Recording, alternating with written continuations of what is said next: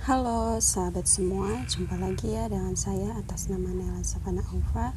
Baik, pada kesempatan kali ini saya akan melanjutkan tugas belajar di luar kelas, yaitu video yang ke-28 tentang Bimba A-I-U-E-O Interview 2, yaitu mengenai kegiatan bermain baca-bacaan dan teori banding.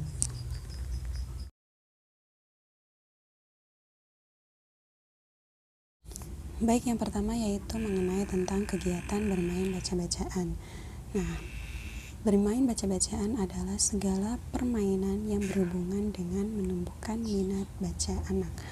Artinya, yaitu agar anak senang membaca. Kemudian yang kedua yaitu kegiatan apa saja yang termasuk dalam kegiatan bermain baca-bacaan. Kegiatannya yaitu bisa dengan bermain modul yang sudah dikuasai oleh anak, bisa juga dengan bercerita dengan menggunakan buku cerita, atau bisa juga dengan bercerita menggunakan komik, majalah, atau cerpen-cerpen yang lainnya, atau bisa juga dengan bermain verbal kata, kalimat, ataupun bisa juga dengan berbahasa Bimba.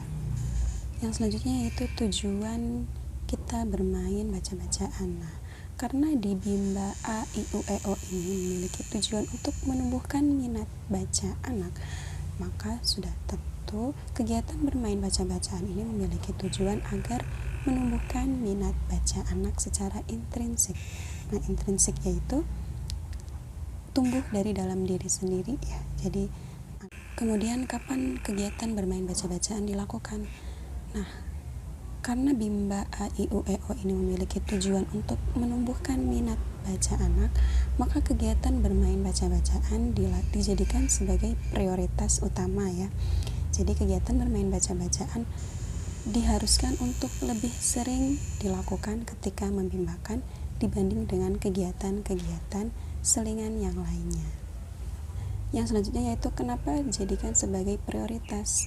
Nah, karena di Bimba A-I-U-E-O ini kan salah satu tujuannya yaitu untuk menumbuhkan minat baca anak secara intrinsik. Jadi karena di sini ingin menumbuhkan minat bacanya, maka kegiatan bermain baca-bacaannya pun harus dijadikan sebagai prioritas.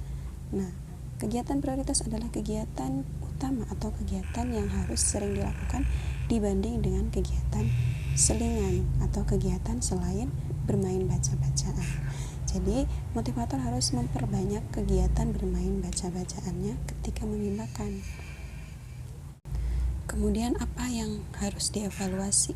Nah, yang harus dievaluasi yang pertama yaitu dari aspek afeksinya, dari aspek afeksi anaknya.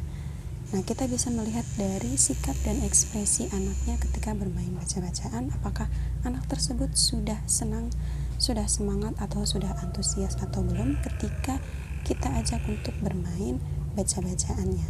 Nah, ketika anaknya belum kelihatan ekspresi senang atau semangatnya, maka kita harus mengevaluasi atau mencari yang lain, atau mencari hal-hal yang disukai oleh anaknya yang berhubungan dengan kegiatan bermain baca-bacaan. Kemudian yang kedua yaitu evaluasi kognitifnya atau mengenai tentang kemampuan dari anaknya.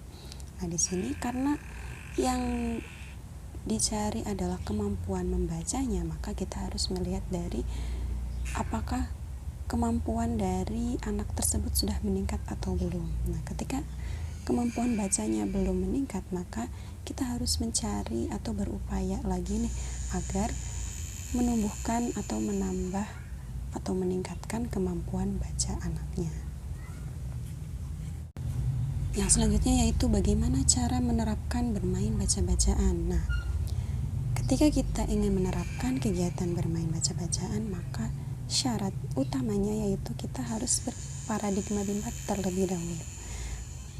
Yang sudah pasti ketika kita sudah berparadigma Bimba, maka sudah otomatis kita menerapkan metode Bimba, di mana seluruh kegiatan bermain di Bimba A-I-U-E-O ini harus sepenuhnya menyenangkan. Nah, untuk cara penerapannya yaitu yang pertama kita arahkan anak untuk melakukan kegiatan bermain baca-bacaan secara bersama-sama, di mana tujuannya yaitu kita untuk melihat afeksi anaknya. Nah, di sini tujuan yang lainnya yaitu agar anak tertarik dengan kegiatan bermain baca-bacaan. Nah, kemudian yang kedua, jika anaknya sudah tidak fokus dengan melakukan kegiatan bermain baca-bacaan, maka kita bisa melakukan atau mengalihkan anak untuk melakukan kegiatan selingan. Nah, di kegiatan selingan ini tidak perlu lama-lama ya. Jadi hanya untuk beberapa menit saja, kemudian ajak anak untuk melakukan kegiatan bermain baca-bacaan kembali. Nah, jadi motivator harus menyiapkan cara untuk mengalihkan anak agar mau melakukan kegiatan bermain baca-bacaan kembali. Nah, kemudian jangan lupa untuk memberikan reward atau apresiasi kepada anaknya. Selanjutnya yaitu dampak jika tidak menerapkan kegiatan bermain baca-bacaan. Tentu saja nanti anak tidak akan tumbuh minat bacanya karena kita tidak menerapkan kegiatan bermain baca-bacaan. Kemudian yang kedua, bisa jadi anak tidak akan menyukai kegiatan membaca, dan dampaknya pun anak tidak akan tumbuh minat bacanya dari dalam diri anak tersebut.